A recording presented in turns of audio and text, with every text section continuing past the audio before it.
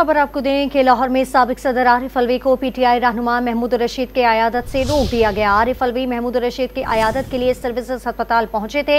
मजीद जानते हैं don news के नुमाइंदे मियां शोएब हमारे साथ मौजूद हैं। मियां शोएब, बताइएगा आरिफ अलवी को महमूद रशीद की आयादत से क्यों रोका गया है, क्यों वजह सामने आई है? जी बिल्कुल, साबिक सदर आरिफ अलवी जो है सर्विस अस्पताल में तहरीक इंसाफ के रहनुमा महमूद रशीद की आयादत के लिए पहुंचे तो वहाँ ड्यूटी पर मामूर पुलिस अफसरान की जानब से उन्हें रोक दिया गया।